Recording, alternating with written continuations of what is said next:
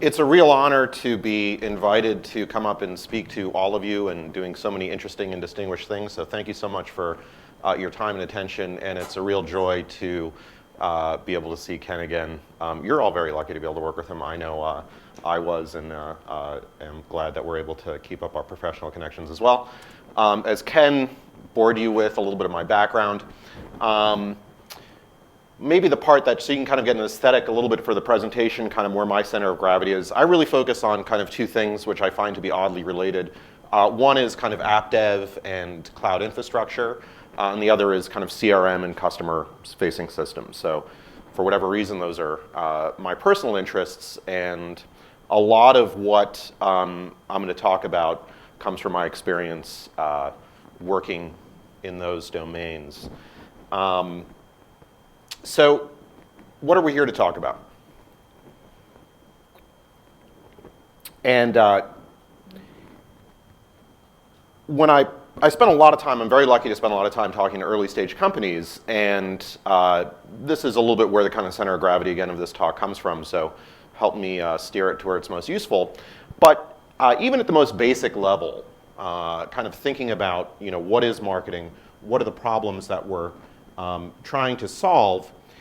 One of the things that's really, really interesting that's happened over the past, you know, it's only been kind of 5 years or so, is kind of the bottoms up side of marketing. Really the stuff that we think about in terms of customer acquisition, activation, retention, funnel, right? All of those kind of marketing mechanics, which are of course essential to a company's success. You know, 10 years ago, you didn't find technologists and product people talking about those problems. So as a marketer, it's fascinating and encouraging for me that there's so many new ideas coming into that space, as that's now become, frankly, the domain of technologists, right? You would expect if you interviewed a random developer tomorrow for your company that they likely would have some aesthetic for, you know, how customer acquisition or activation or all those kinds of growth mechanics or growth hacking works. And there are a lot of great people who are establishing that new art. Someone I was lucky enough to work with, Avan Kiran, I encourage you to look at his stuff. He ran growth at Dropbox, wonderful guy. He's got a new startup called YesGraph. All of which is to say that's not what I'm going to talk about today. I love that stuff. If there's questions and Q&A, I'm happy to kind of speak to that. It's obviously essential.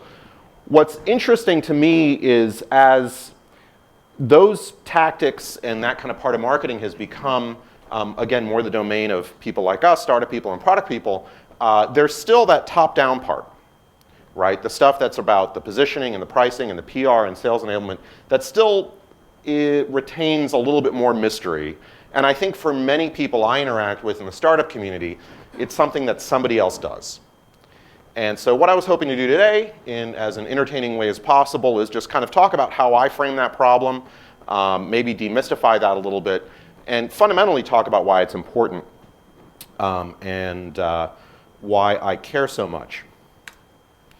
And again, I spend a lot of time talking to developers about becoming marketers, and this is kind of my pep talk slide, which is to say that really the future of marketing has been defined by developers. And I'm a big believer in the idea that if you look at kind of marketing practice, if you go back and look at the history of marketing to developers, traditionally done by developers, that actually tends to foretold what's going to happen in marketing. And generally, and I like to go back even to some of the original kind of developed marketing stuff.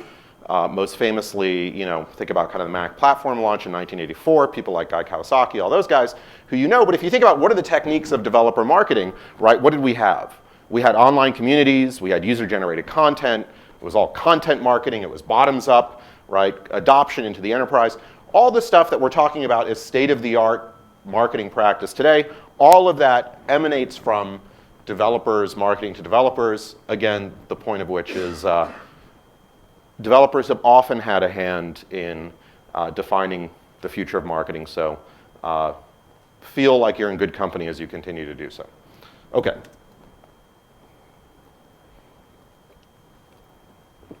This is one of my favorite ads of all time. Who doesn't love the Next marketing stuff? This was the original Next launch ad from, I believe, 88 or 89. I haven't been able to quite pin it down. The premise of which was, here are 7 big ideas in the future of computing, and this is what Next was going to deliver in the 90s. For all of you who are still lugging around your rewritable octable disks, that was and booting your OS off of them. I will resist the temptation to go into obscure next step trivia, other than to say that the point of the slide is that this is how the talk will be organized. I want to talk about 7 points and kind of ideas of product marketing, and hopefully be able to spend a little bit of time on each one of them. Okay, number 1. If you remember one slide from this entire presentation, I encourage you to think about this one.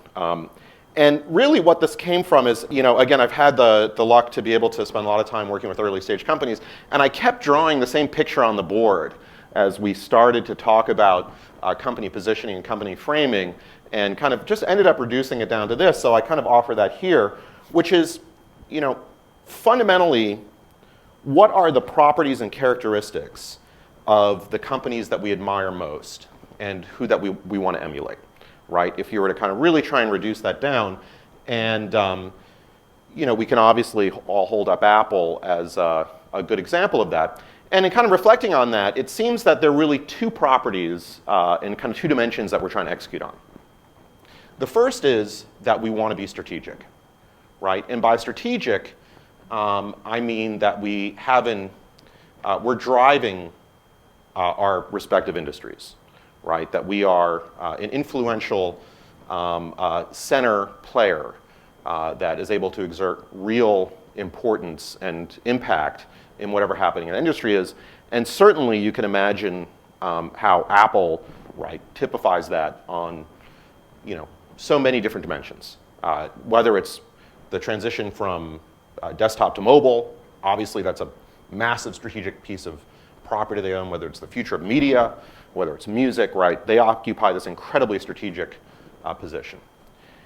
The other is the emotive dimension, right? And it's the combination of these things, I think, that makes Apple so powerful, because of course Apple is this incredibly emotive, personal kind of brand.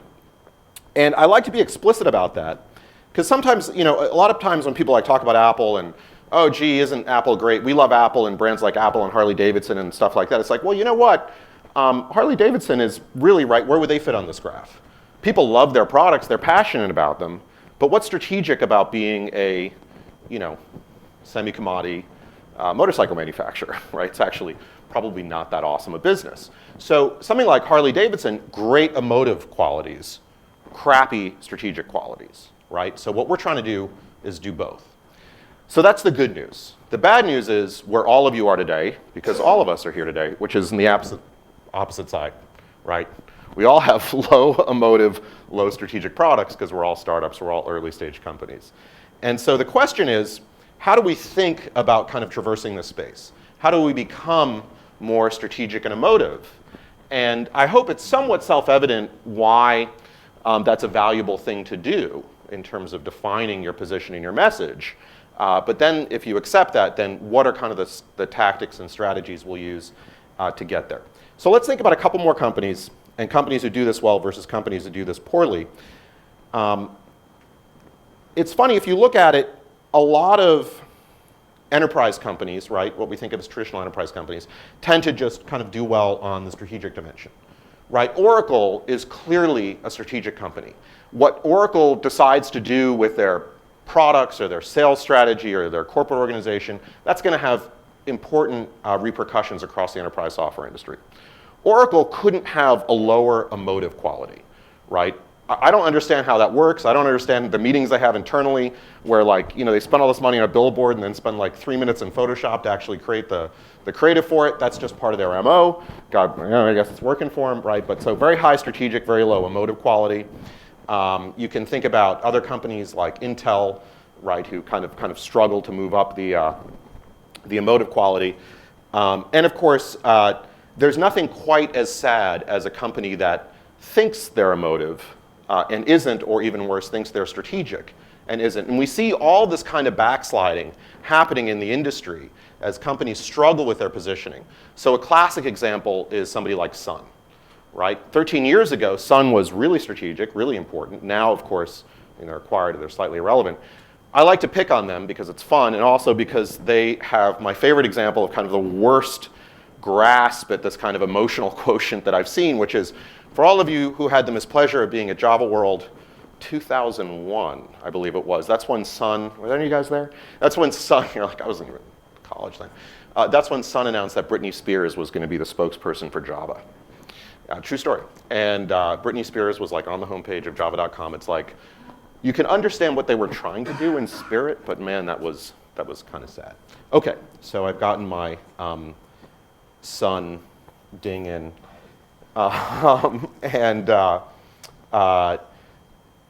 So it's fascinating, right, to watch kind of these companies kind of struggle in the strategic dimension.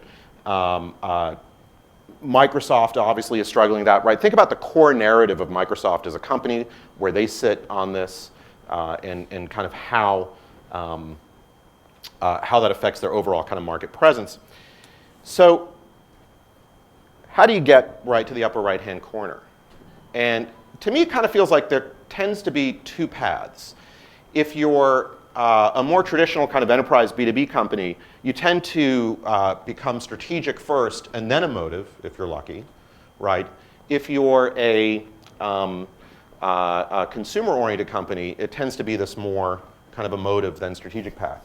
So, and I'll give you two examples. So I spent a lot of time at Salesforce, and if you can really frame any one of these spaces in these kind of two very different ways. And I'll do two examples here. So one is Salesforce. If you guys remember way back to the kind of early 2000s when Salesforce was getting started, the world of contact management was a crappy, commodity, low-end, kind of nasty space, right? Kind of typical, you can think of everything that's kind of low emotive, low strategic, right? All the way down in the corners, like stuff like malware, right? It's just like awful, terrible, or like link spam, right? That's just the worst, right? So in the world of contact management, it wasn't that much better. Like all of these like little crappy address managers, right? That you could all download, and they're all a little bit funky. All the way from there to being this, strategic product that was the center of your company's IT strategy, right? That was a huge kind of transformation. I'd argue that if you look at another space I'm familiar with, in kind of file sharing, think about the world of kind of file and FTP utilities, right? Think about, all of the crappy like FTP clients that live here, or even file sharing as a space itself and all the connotations with that. And now think about your own connotations that you have with companies like Dropbox or products like Google Drive, right, or Box.net. So there's this kind of subtle transformation in framing that happens where all of a sudden you go from being this kind of very unstrategic product to being this, wow, this is kind of an important player in the industry, and think about kind of how those companies are affecting that change. So again, in the Salesforce example, and I'll talk a little more depth about this, crappy contact manager to kind of essential part of corporate infrastructure, right? That was the move to strategic, but equally as important was the move to emotive. And hopefully you guys, if you're familiar with Salesforce, can appreciate the fact that the brand is a little more lively and fun than something like an SAP or an Oracle brand, right? The rule was 10 years ago, well, that's just how enterprise companies are. They don't need to do this, right? What does Salesforce do in response? They're so concerned, and they spend so much energy and time on trying to create these emotive qualities. I often joke that if you've ever, haven't been to like a Salesforce event like a Dreamforce or something like that, you guys are familiar with the production values, which are off the charts. I joke it's like a Pixar movie, like the amount of attention to detail. My favorite is they have this character, Sassy, which is kind of the logo, right, running around as a person and a mascot. That's actually played by the same person who does the San Francisco Giants seal, right? So you've got like the best character mascot, that you could possibly get in the Bay Area just to do your kind of, in-person event thing. Why? Because you care so much about representing the emotive quality of the brand. And you can think about how well that's played off for Salesforce in creating this very powerful brand, but also creating this powerful differentiation in the market, how differently you think of a Salesforce than you do an SAP. I'll give another company credit on the kind of strategic dimension if you guys are familiar with Box. It wasn't that long ago, and certainly when I was at Dropbox, Box was the dregs, man. You know, Box is what you use to tweet links to your MP3s. Like, this was low-rent stuff. And now, right, Box is, people are saying, God bless them, that Aaron should be CEO of Microsoft, right? And that Box is defining the future of all this kind of stuff. And credit to them, right? How did they affect that change? Is there something really different about the product? Was it some massive, change in functionality that enabled them to go from super low strategic to high strategic? No. They took the Salesforce playbook around kind of cloud and industry transformation and just played that to a T. Okay, that's strategic. If you think about Emotive, I would encourage you to think about kind of the first experiences that you had with products like Twitter or Instagram. Certainly when I first used Twitter, like a lot of people probably, it's like, what the hell is this thing, right? Or Instagram's like, great, it's another way of taking photos. And it goes from, oh, it's really beautiful. It's a beautiful product, it's fun, it lets me connect with my friends, high emotional quality, but like, what the hell is it good for? And then all of a sudden, there's this kind of profound and distinct shift where now it's a challenge to Facebook and all of the ad revenue that Facebook represents, right? And all of a sudden, it moves from being kind of emotive to that upper right-hand quadrant. Okay. I'll put in my one cautionary tale because it's my pet peeve of the industry. The least emotive thing you can do ever is use stock photography. And I think you guys are probably sophisticated enough to know that, but when I see a company that puts stock photography on their website or on their decks, it's just like, right, we couldn't care less about representing any real emotion. So please avoid that. But hopefully that makes sense as kind of a broad framework of thinking about where we're trying to go. So the question is then, okay, well, how do we get there? Number 2. Industry transformation narrative. This is probably the most famous slide I've ever made. If any of you have been to a Dreamforce event or a Salesforce event, you've seen some derivation of it. This slide is vintage. It's actually is over 10 years old now. And this is the slide that Salesforce used and uses to kind of describe its positioning, right? Salesforce frames itself as being part of an industry transformation, right? The shift from, and this is of course the fascinating thing about our industry, the shift from client-server, represented by companies like SAP and Oracle, to, at the time we weren't using cloud, that was before cloud, we used the word on-demand. But obviously this kind of internet model of distributing services. There was nothing about Salesforce's product, which in the early 2000s was pretty a low-featured contact management solution, that had anything natively to do with this message, right? Why did Salesforce use this message? It used it in order to affect that kind of position on the strategic dimension, right? And to put themselves into a broader discussion and to achieve that differentiation. Same thing that, of course, Box is doing now. We've seen really is the driver for the companies that we really think about, wow, these guys are an important player in the industry, right? There's always some core industry transformation narrative that's kind of the engine behind it, right? So for a company like Zynga, it was the transition from console gaming to social gaming and casual gaming. For Facebook, right, it was the idea that discovery was moving from, and the corresponding ad dollars, from search to social, right? So all of these companies that we market, underneath all of them is this idea of industry transformation. And again, we've seen so many companies now. It's amazing how the cloud story continues to just be the gift that keeps on giving in terms of powering this kind of narrative. I thought it would have been played out like a decade ago, right? But man, it just keeps going, right?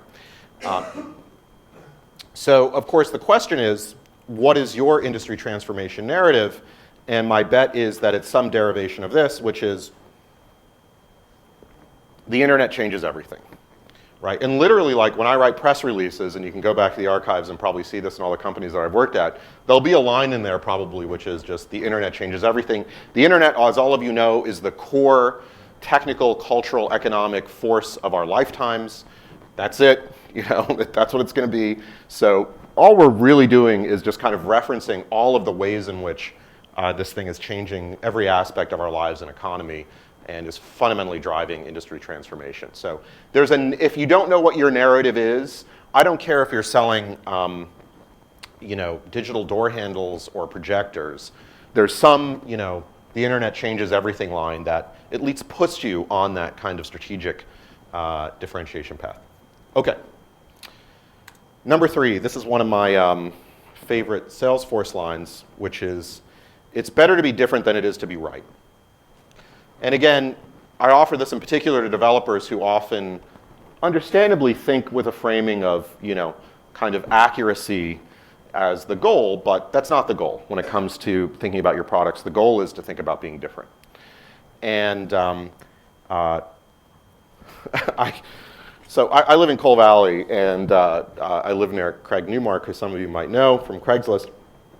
I ran into him on the train a couple years ago. He's like, oh, what are you up to? What are you doing? I'm working at this company, Salesforce. He's like, yeah, you guys have that no software logo, right? I'm like, yeah, we're doing this, cloud stuff, whatever. It's like, but there must be software, right? How does that work? Of course there's software. It's like, yeah, there's software, but that's not the point, right? The point of the differentiation was that Salesforce was positioning itself against an industry model, right? It was the essence of the positioning was the negation of something else. Differentiation was so deeply woven into what it's doing.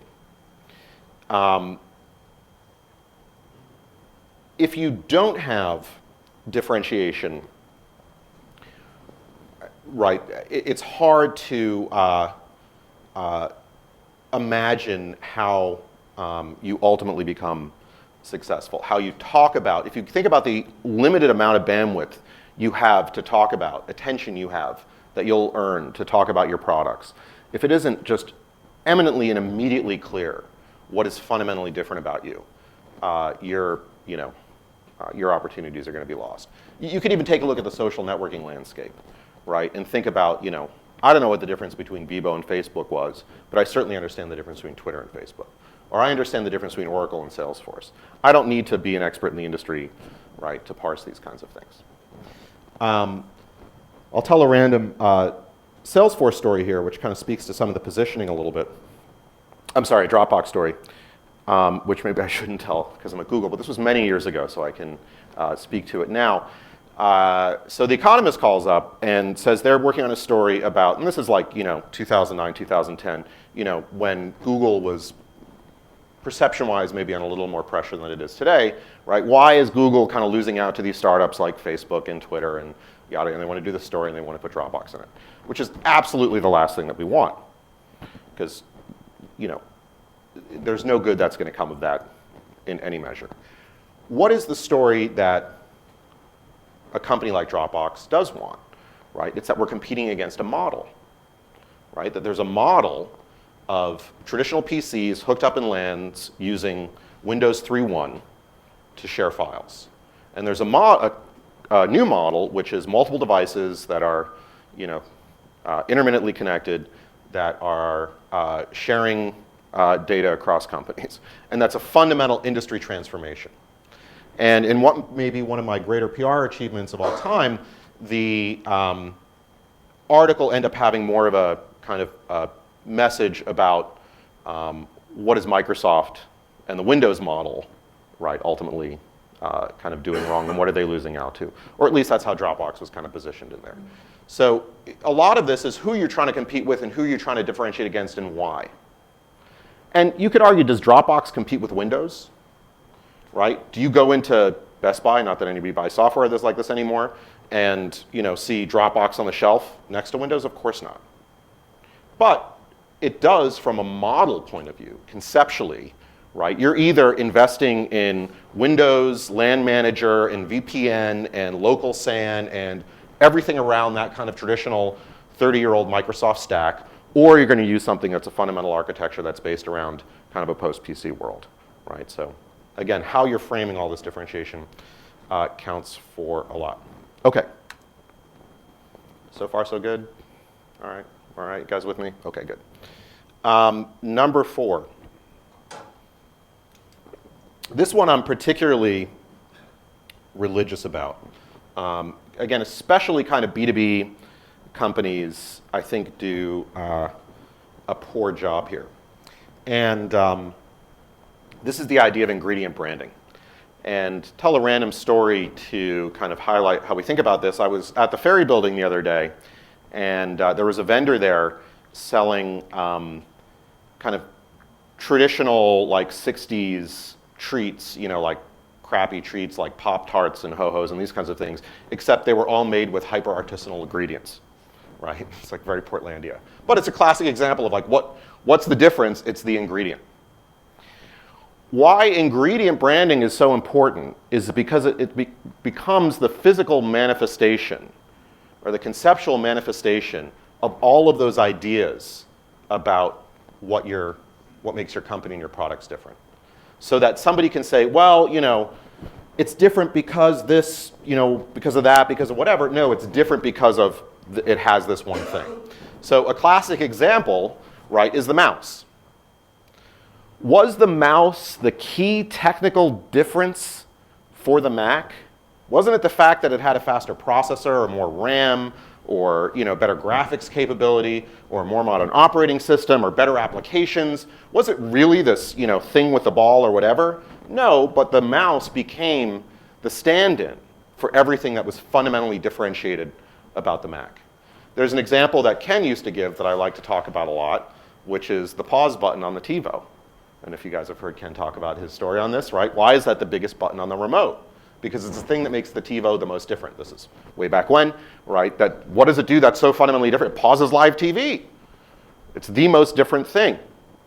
I'd argue that the single most valuable word created in kind of infrastructure and IT of the past decade, right, is virtual machine in the VMware sense. Right? That's tens and tens and tens of billions of dollars of spending right there. On that kind of, what makes VMware different? It's the virtual machine. Could we have a long esoteric technical argument about whether that's the best way of representing exactly what's different about it? Probably. Or like my random favorite example, right? What made the DeLorean in Back to the Future special? Anyone? Exactly. Here we are, 30 years later, we remember what is the thing that makes the DeLorean different? It's the flux. What was that? Was the thing with lights, right? What did it do? Who knows? Who cares? But it allowed us to imagine and invest, right, this thing with a set of ideas about what makes it fundamentally different. There's an example here. I'll use kind of a Google Salesforce example to kind of flesh this out a little bit. One thing that I was not as happy kind of how it turned out with was how Salesforce branded its database. It turns out that Salesforce really has a ton of very, very interesting intellectual property at kind of the database level. But we never really branded it well from an ingredient point of view. You contrast that to something like Google Bigtable or now things like Mongo or even, you know, Hadoop or these kinds of things, right? These are you know, ingredient brands that allow us to think about kind of fundamentally what's different. So really important, something that I would pay a lot of attention to. Okay, number 5, leverage acquisition. This is my kind of message to BD people, which is that really BD is product marketing. And if you're thinking about BD as like straight BD deal terms, unless you have a very particular business model that's channel-based, which nobody really has in the internet era, or few of us have in the internet era, you might be thinking about it in a less useful way. So, and I'll talk about a couple examples from Salesforce here, and explicitly what we were trying to do, and this is the early days of the Salesforce platform, is right, we're trying to get as many developers as possible engaged with this thing. So what was our approach? We wanted to go where the developers are, right? We wanted to kind of practice this leveraged acquisition. How are we, at the time the biggest developer community was the Microsoft developer community, how are we going to infiltrate that? Our approach was what I like to think about as MVP, which is minimal viable product, or minimal viable marketing for the sake of a product or a partnership. So what's the smallest, if you think about this from kind of a product and marketing point of view rather than from a straight BD point of view, right? What's the smallest product, simplest product you can create that will carry your message so that you can deliver that through another company's channel, right, as a way of ultimately acquiring customers for your own business. And I say this because I have a lot of conversations with startups where, they've got an opportunity to, do a deal with some big company, and they go through all these machinations like, oh, we've got to port our whole stack over this other thing, or I literally remember when one time AMD, this is like 10 years ago, so I'm allowed to say it, or 12 years ago, AMD wanted Salesforce to switch entirely to AMD processors, right? As part of it's like, well, you know what, maybe there's a different kind of relationship that we can craft that will make everybody just as happy. At Salesforce, we're able to use this to great effect. So for example, with Microsoft, we created a simple wrapper around a COM wrapper around our API, launched that with great fanfare at the Office Developers Conference, and we're able to kind of leverage this amazing marketing muscle that Microsoft had to that end.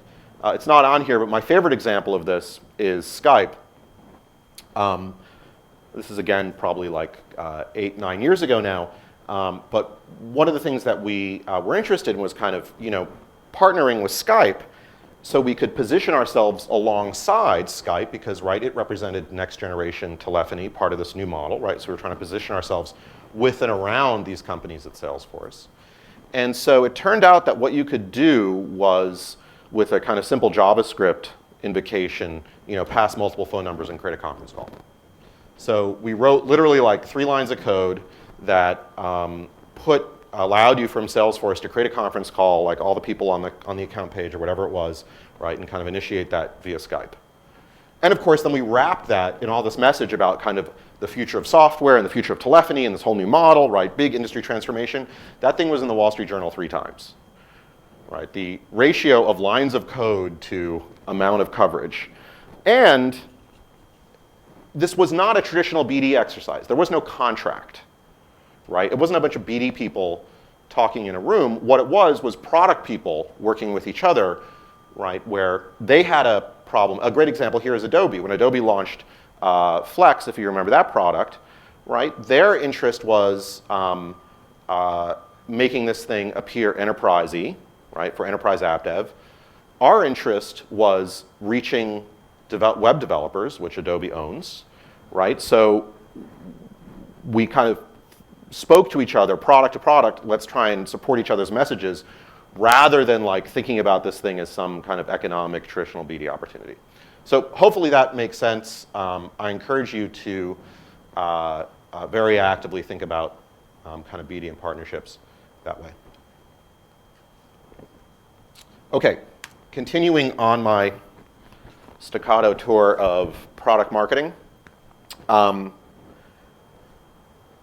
This might be the second most important slide because I think it's the thing that a lot of early stage companies have the least aesthetic for, which is the importance and power of repetition in your message. I worked with a guy who ran communications at Salesforce, wonderful guy, Bruce Francis. It was randomly like in my 512th Salesforce marketing meeting, and Bruce just randomly like spurts out, repetition is the soul of modernity, right? And what he was doing was communicating why are we out there with the same message again and again and again. If you go to Dreamforce in 2 months, whatever it is, right, what you'll probably see is some derivation of that slide that I showed you. That same slide, that same message is still being used now 11 years later. Why? Right? Because that's how that message is still new to a lot of people. It's still current. It still fundamentally frames the company and the value.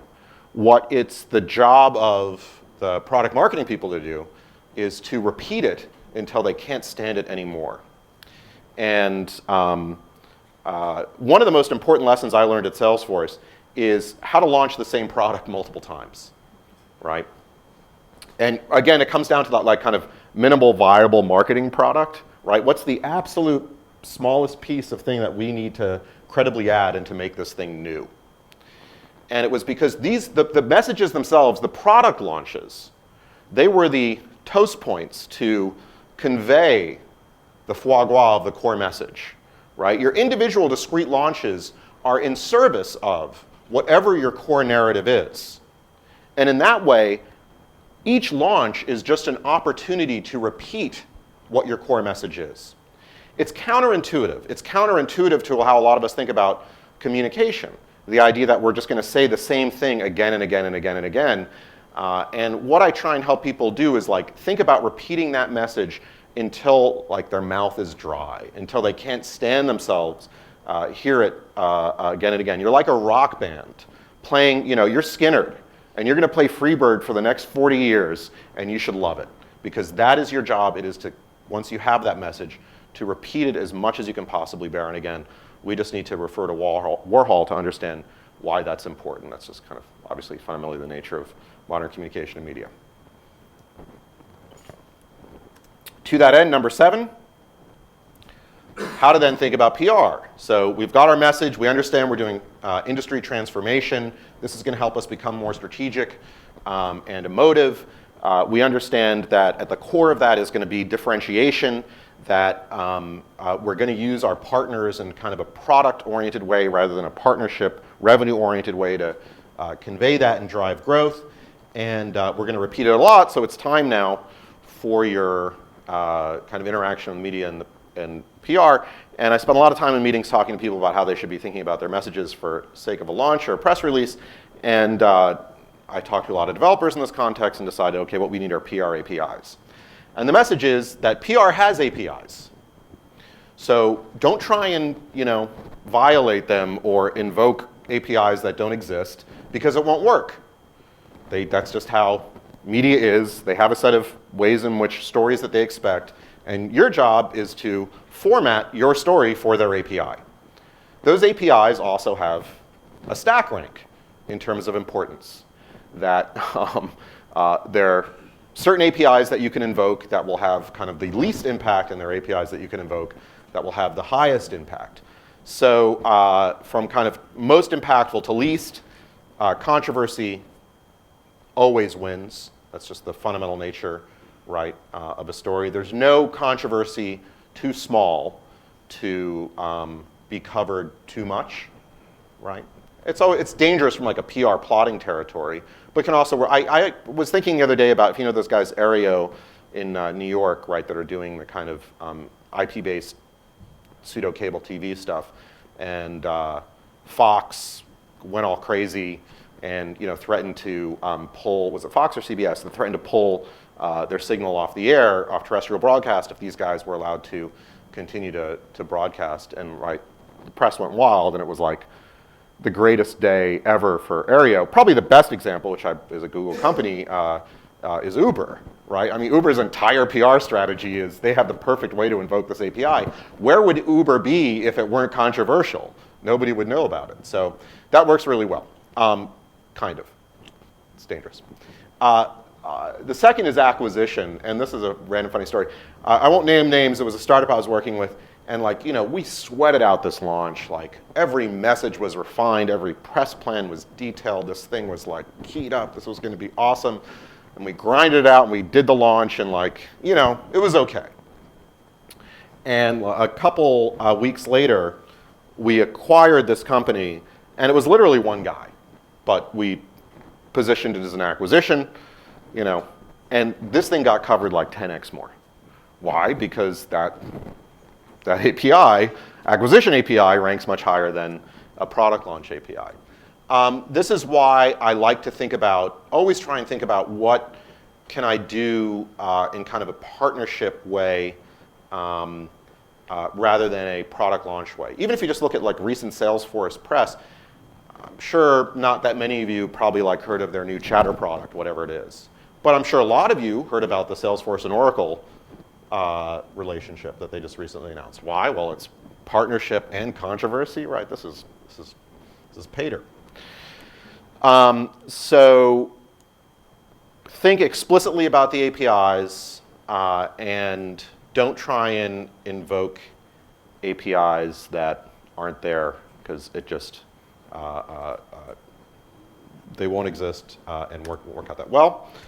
At exactly 40 minutes, grand unifying theory, where do you fit? What are you doing on a day-to-day basis to push yourself down the field of being more strategic and more emotive? How is that informing everything that you're doing when you're writing a deck, when you're writing a press release, when you're writing a piece of a blog post? How is that pushing you on those dimensions and the language that you're using? How are you taking advantage of every customer communication or sales communication to frame your progress on crossing that strategic and emotive threshold by invoking and repeating your industry narrative that is enforcing your differentiation, that you're highlighting and manifesting through your ingredient branding, that you're using your partners to amplify, and that you're repeating often by invoking the right APIs. 7 simple steps. Hope that's helpful, and I think we have some time for Q&A.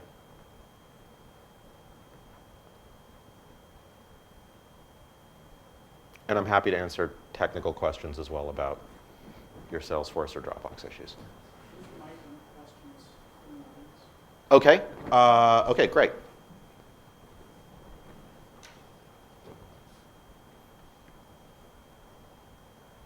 How many people here are kind of in a marketing function? Oh, awesome. Wow. Okay, great. Great. So, can you use the mic, please? Oh, boy. Or maybe we can pass it around. I don't know. Break the rules. So the last time I stood here, I was asking a question of Al Gore. I was ridiculously nervous. That was like 6 months ago. I'm less nervous to ask a question. Do you want me to do my Al Gore impersonation Could you when I please? answer? That'd be amazing. Lockbox. So my name's Neil. I'm with Shape Security. We're a Okay. GV company too. Okay. And we're launching our product at RSA Okay. part of next year.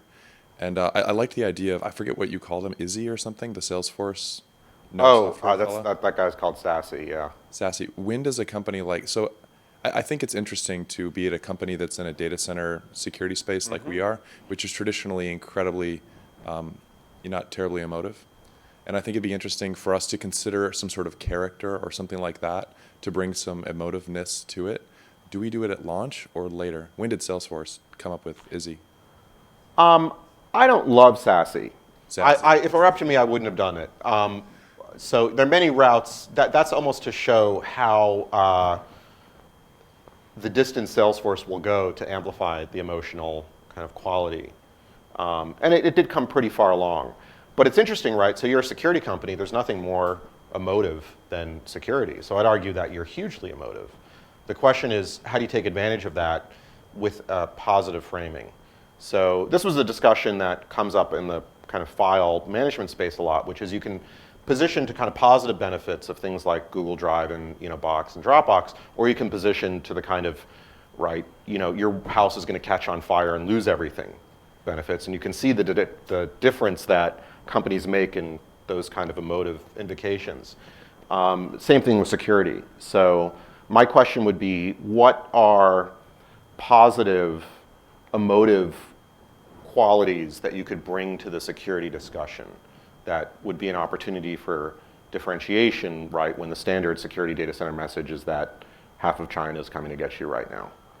So hopefully that helps illuminate a little bit kind of how I frame it. But yeah, I wouldn't do a character. I think that would be bad. I would think about what is, look at semantic, right? That's like eating sand, that brand, right? It's so dry. So, what are the opportunities what does it mean to be an emotive player in that space? But I would also say, right, your first job is to be strategic, which you implicitly have solved somewhat because you're a security company, right? It's not like you're, I don't know, Irrelevant. data, compression company or something. Not that those aren't important, this is harder. For all your data compression companies.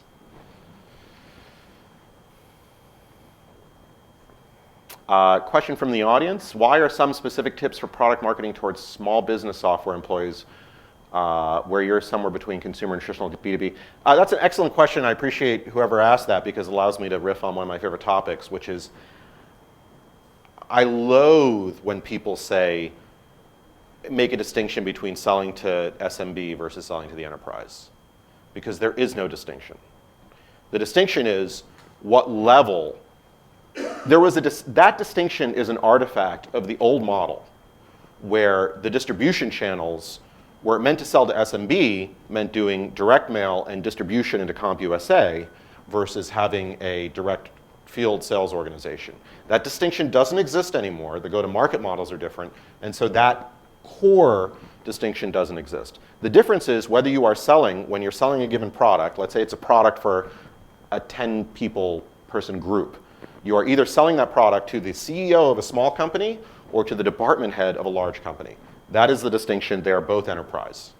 So I resist deeply the idea that enterprise is this kind of special boundary that we approach differently. It is different when you are selling to a 5,000 person company and you're selling to the CEO of a large company. Yes, that's different. But as you guys, I'm sure all know, even regardless of what you're selling to everybody independent of company size. So my tip is to don't make a distinction between small business and enterprise. Even you could say, well, isn't something like financials different? No. Large companies have small departments that run their business off QuickBooks, right? This happens all the time. You go into businesses and they're Fortune 500 companies and they've got little pockets of QuickBooks. So I would frame it more in terms of kind of what's that set of people that you're solving a problem for. Was there a question in the audience? Yeah. Hi, so Brian Hutchins from Uber Conference.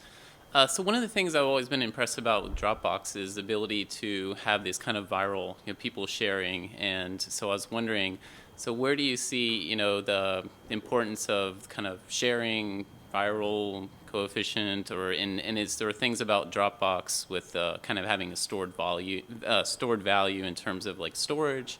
Does that make it easier than in other types of companies, just in general? There's kind of a lot in there. Yeah, that's a great question, and obviously that's a huge part of Dropbox's success, and Drew and Arash and Yvonne and those guys deserve a ton of credit for coming up with that.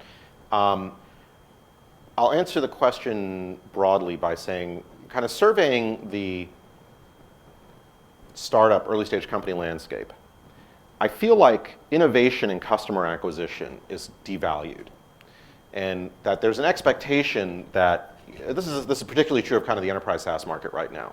That if you're doing an enterprise SaaS company, what you're going to go do is, you're going to do a $50 million C, and you're going to hire a bunch of salespeople, and you're going to take the sales playbook, and that's your go-to-market sales problem. What that ignores is how much innovation there is in go-to-market, and how the companies I think that we really admire tend to be really innovative there. So Dropbox certainly. What people forget is how innovative Salesforce was in its own right. So Salesforce was kind of co-emergent with search, right, and SEO, SEM. For the first time, that's how people discovered software to purchase. And on the other side, right, Salesforce, you could do an online trial, actually experience the product before you bought it. This is as natural as breathing to us today. 11 years ago, it was unprecedented, right? So when people try and do that kind of Salesforce playbook, what they're forgetting is how innovative and contextual it was to its own time. So my answer is be innovative in that area, whatever that means for your business, rather than just try and emulate some other pattern, which again, I feel like a lot of VCs push people to doing. Yeah, that's what I was wondering, if there's ways that even on the data side where you're evaluating and testing out the different ways, or if it's just, hey, we did something innovative and got lucky and it just kind of keeps rolling. I guess maybe one tidbit, which probably isn't super surprising, is the amount of energy and focus that went into, and this is an area that's near and dear to my heart, kind of the customer infrastructure and the systems to support that. So it was a very, very explicitly, there was very little that was accidental in terms of the management and optimization of that program, right? Everything was measured with incredible detail. And that's one of the things that I am most encouraged to see is how much that's part of startup culture now. So I'll put one other random tidbit in there. How much it was everybody's problem.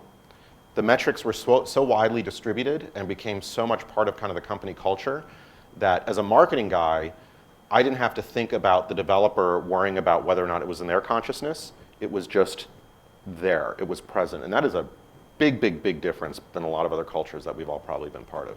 I mean, an amazingly refreshing and a big part of the success. Yeah. Hi, Adam. I'm Adam from Uber Conference. I had a question sort of based on the success of Salesforce in the channels, and I guess lately we've seen Box.net and really emerging as, a big channel brand, same with Google Apps.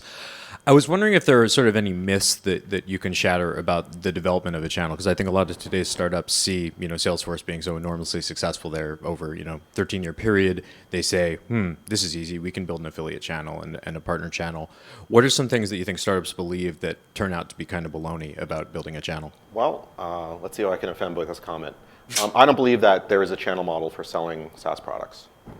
And I'm hard-pressed. Maybe that's a narrow definition of SaaS, but I'm hard-pressed to think of one. I mean, obviously, the internet is a world of direct sales and direct customer interaction, which implicitly obviates the need for a channel and that kind of model. I certainly saw Salesforce spend a lot of time working on channel, and it was never appreciate, I haven't been in that company in 4 years. All of my information is out of date. Things could have totally changed. In my experience, it was never really material to the business. There were parts of the channel, there was ecosystem that was hugely important. There was SI and app development ecosystem. All of that was essential. But literally, people carrying Salesforce, in their bag. And frankly, I haven't seen another SaaS company, NetSuite, Zora, maybe I've got this all wrong, Box. That isn't the model. The channel model comes more from the Microsoft earlier era, right? And frankly, VMware is a little bit more in that model too, where you're selling through these kind of mid-tier regional SIs and Cisco. I don't think that model applies to SaaS. I don't know. Does that answer your question? Yeah, okay. Definitely. You talked about this question from the audience, differentiation and messaging about controversy. Box used to position itself as an anti-SharePoint. Do you recommend using negative positioning for business software, e.g. Salesforce killer, QuickBooks killer? I recommend it. It's okay. It's a negative message. That's not always great. It's okay if you're doing it to position, if it's in service of something bigger. If it's in service of the industry narrative.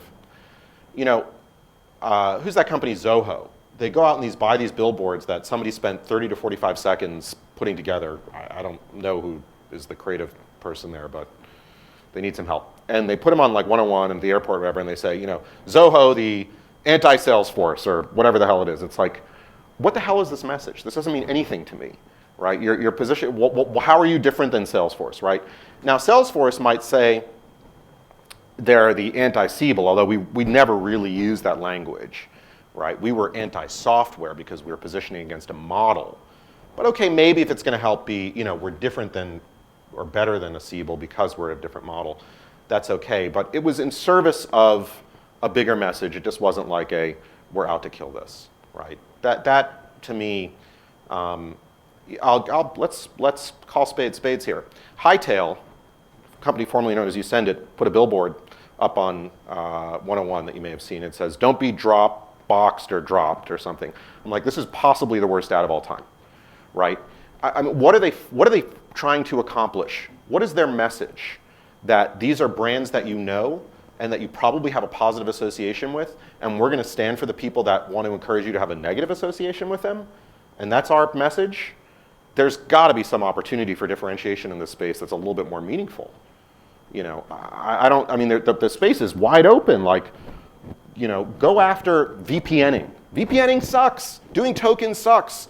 Products like Usendit help solve that problem, or get visibility, or solve your email runs out of. There's lots of things you can talk about. Why companies get obsessed? They get a psychosis with how they frame themselves in their industry, and that to me is a very negative sign.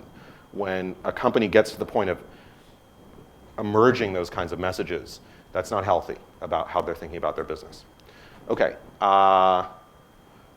which of the 7 points move the needle the most for an online education company?